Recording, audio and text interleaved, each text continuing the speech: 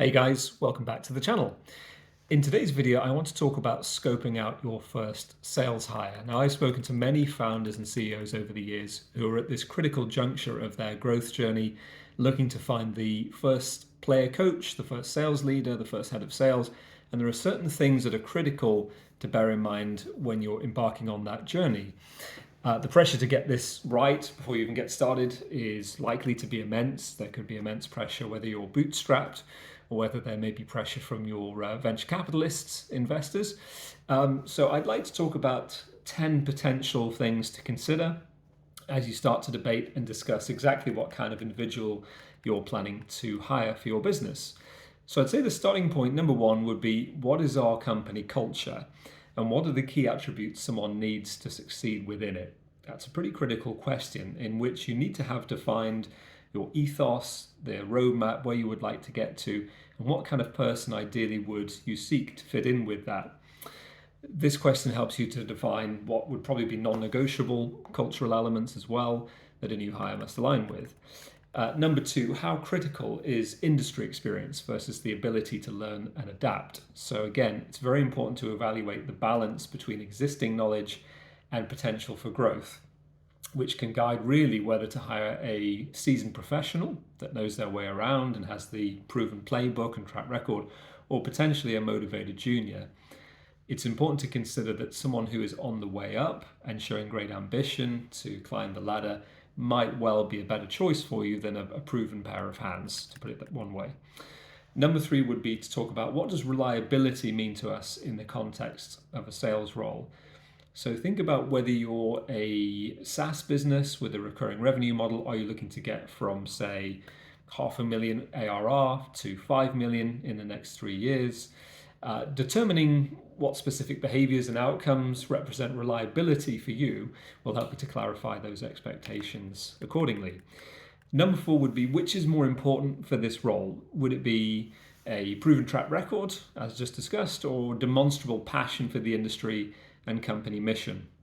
So there have been many situations I've encountered over the years where the ultimate hire for a business that's gone on to produce fantastic sales results and be hugely successful might not have been the obvious choice on paper. It may have been someone that demonstrates that true passion for industry, that unquenchable desire to learn, or maybe just someone that comes from a completely different industry and yet aligns purposefully with your company's mission and goals.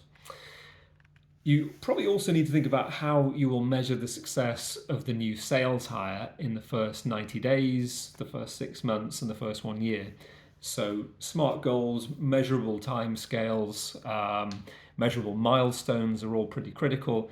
I think by establishing those clear performance metrics, you have that essential framework for evaluating a new hire's fit and effectiveness from a numbers perspective.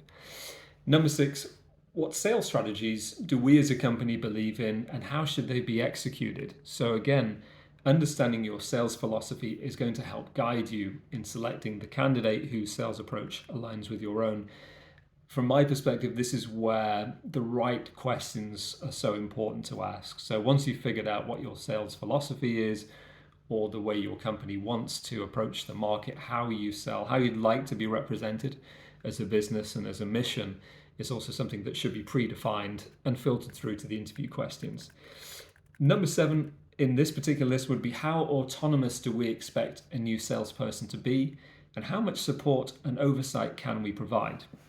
Now, quite frequently, early stage founders and CEOs just have so much on their plate, they don't really have the time to commit to onboarding someone, to giving them full attention, but it's so important to find that way and that time to do that.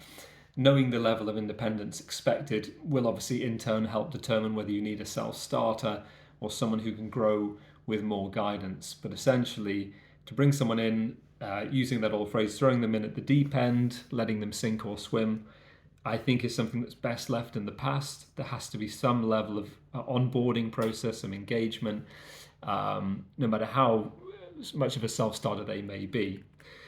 Number eight, what is our capacity for onboarding and training a new hire? So again, that process, post signing the contract, how will they be enabled?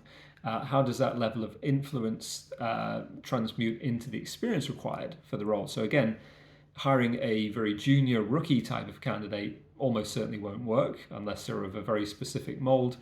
If the capacity for training is high, a junior may thrive. If it's low and there's very little bandwidth, a more experienced person may be necessary. Fairly logical stuff, but again, careful thought needs to go into that. I would say in terms of the career path you can offer, what does that look like? So for a junior hire, what are the progressional opportunities? Where can they expect to get to if they achieve their goals, if they do well?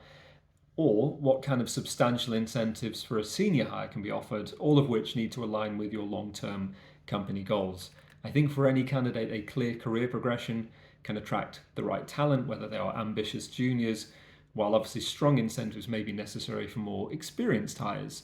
There have been many conversations historically with early stage startups to exchange a good salary from where that person works right now to take a proverbial haircut in exchange for a lower salary compensated by higher equity or higher potential upside, also known as golden handcuffs to a large degree. So these are things that you can probably use to your advantage in terms of leveraging the right remuneration. Final question I would encourage any co-founders or early stage CEOs to think about when making the first sales hire is, what are the deal breakers for us when considering a sales hire? So identifying absolute no-goes will streamline the recruitment process by filtering out unsuitable candidates early on.